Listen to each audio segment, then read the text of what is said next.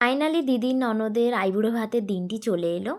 Hello everyone, আমি কাজিকে আর নতুন একটা ভিডিও নিয়ে তোমাদের কাছে চলে এলাম। তো আইবুড়ো ভাতে সকাল সকাল দেখতে পাচ্ছি রান্নাবান্না স্টার্ট হয়ে গেছে। আমি তো একটু ঘুম থেকে একটু লেটেই উঠেছি, 9টা বেজে গেছে। উঠে দেখি অনেক কিছু রান্না বান্না স্টার্ট হয়ে গেছে, কিন্তু ভেবো না আমি কিছু করিনি, আমি কিন্তু অনেক কিছুই করেছি। এই যে দেখতে পাচ্ছ, তান্দুরিটা আমি করেছি, চিকেন কোপ্তাকারি বলটা আমি করেছি, ফিশ কাটলেট আমি করেছি এবং বড় সাইজের যে মাছটা আছে সেটাও আমি ভেজেছি। আর হ্যাঁ, ডাব চিংড়িটা কেমন হয়েছে, রান্নাটা আমি না করলে কিন্তু ডেকোরেশনটা আমি করেছি। যাই হোক, পুরো রান্নাটা আমরা সবাই মিলে করেছি, আমার মা তো করেছে, সাথে আমরা 4 বোন আমার মাকে খুব ভালোভাবে হেল্প করেছি রান্না করায়। বুঝতে পারছো, প্রায় 20 রকমের আইটেমস একার দ্বারাই কোনো দিন সম্ভব না। আমরা সবাই 3-4 জায়গায় করে রান্না করছি। অনেকের মনে প্রশ্ন আসছে, তাই না, কাজী কেয়া কাজী দিয়ে আবার রান্নাও করতে পারে? হ্যাঁ, আমরা রান্নাও পারি, কারণ আমরা ছোটোবেলা থেকে খুব রান্না করতে ভালোবাসি। রাত্রেবেলার বেশিরভাগ রান্নাটাই আমরা করি খুব শখে। যাই হোক, দেখতেই পাচ্ছ কত জায়গায় আমাদের আইটেমস হয়েছে।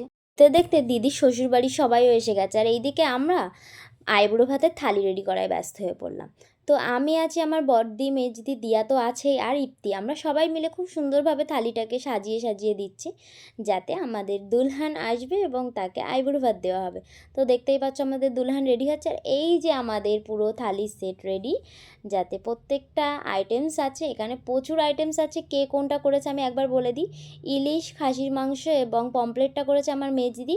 তাছাড়া আমার বড়দি করেছে 2 রকম মালাইকারি, আর এগ মালাইকারি, এবং করেছে চিংড়ি মাছের মালাইকারি।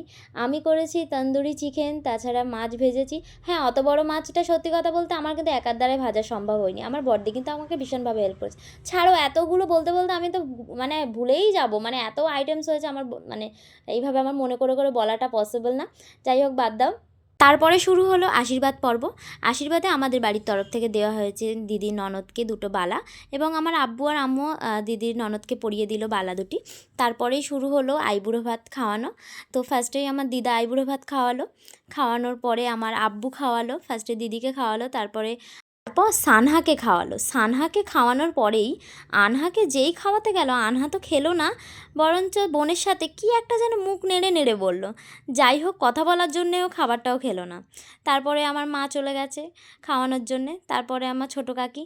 তো একে একে খাওয়ানোর পর্ব চলছে, আর আমাদের এখানে কিন্তু খুব মজা হয়েছে, মানে ওই যে মোমেন্টটা, মানে সবাই আমরা খুব খুব খুব এনজয় করেছি। সবাই আমরা খাবার খাওয়ানোয় ব্যস্ত, আর দিদির শ্বশুর দেখো না, এসেই শশা খাওয়ালো, ডাক্তার বলে কথা, হেলথের চিন্তা তো করবেই। যতক্ষণে খাওয়া দাওয়ার পর্ব চলছে, ততক্ষণে আমরা ভিডিও আর ফটো তোলায় ব্যস্ত হয়ে গেলাম। এখানে ফটোগ্রাফার হচ্ছে দিয়া, আর আমি হচ্ছে ভিডিওগ্রাফার। তো কেমন লেগেছে ফটো ভিডিওটা অবশ্যই জানিও, আর খাবারগুলো কেমন বানিয়েছি সেটা জানিও। চেকে না দেখতে পারো, দেখে তো বুঝতে পারবে সবাই যে রান্নাগুলো কেমন হয়েছে। অবশ্যই কমেন্ট করে কিন্তু জানাও যে আমাদের রান্না দেখে তোমাদের জিভে জল এসছে কিনা। আমাদের আইবুড়ো ভাতের পর্ব কিন্তু চলেই যাচ্ছে, একে একে কিন্তু আমরা সবাই খাওয়ার দাওয়ায় ব্যস্ত। তারপরে আমি, ইপ্তি এক সাইডে, আর দিয়া টিয়া এক সাইডে, আমরা সবাই মিলে খাবার দিলাম মিঠু দিদির গালে। তারপরে খাওয়ানোর পরে দিদির ছোট ছোট দেওরা চলে এলো, এবং সামনে যে বসে আছে সে আমার ভাই। ও কিন্তু ভীষণ ক্যামেরা শাই পার্সন, কিন্তু তাও গেছে আইবুড়ো ভাত খাওয়ানোর জন্য। যাই হোক, এই যে দিদির এক দেওর, যে ভাতের সাথে ডাল মেখে মেখে খাওয়াচ্ছে, আবার দুলহানকে তো খাওয়ালো, আবার নিজেও খেলো।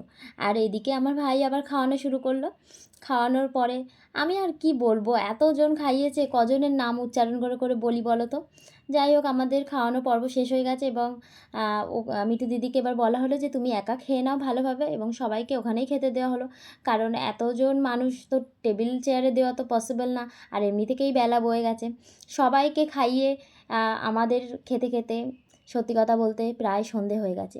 আমরা এই বিষয়টা নিয়ে মজা করছিলাম যে আরেকটু লেট হলে আমাদের বোধহয় ইফতারি খাওয়া হবে, সন্ধ্যার জন্য আমরা ইফতারি খেতে বসবো, এটা নিয়ে আমরা খুব মজা করছিলাম। যাই হোক, তারপরে আমাদেরকে কার্ড দিয়ে ইনভাইট করে সবাই চলে গেল, দিদির ননদ এবং দিদির ছোট ছোট দেওরা। তো আমরা বাইক করে উপরে চলে এলাম। তারপরে আমরা উপরে গিয়ে সবাই মিলে বসে গল্প করছিলাম। গল্প করার পরে আমার দিদিরা উঠে চলে গেল, ওরা ব্যাগপত্র গুছিয়ে নিচ্ছে চলে যাওয়ার জন্য। আমি একটু ভিডিও করে নিলাম। আর চলে যাওয়ার মোমেন্টটা তো ভীষণই কষ্ট হয়। প্রথমে আমার মেজদি আমাদেরকে বিদায় জানিয়ে চলে গেল। আমি পার্লারে এসে দেখলাম দিয়া নুসরত মিলে জিজুকে হাইড্রা ফেশিয়াল করে দিচ্ছে। অবশ্যই একমাত্র বোনের বিয়ে বলে কথা, আর মাত্র 20 দিন যে বাকি আছে। এদিকে জিজুর ফেশিয়াল কমপ্লিট হওয়ার পরে বড়দিও চলে গেল। তো এই যে চলে যাওয়ার মোমেন্টটা আমাদের খুবই মন খারাপ হয়। তো আমার ভিডিওটা কেমন লেগেছে তোমরা কিন্তু অবশ্যই জানিও। বাই।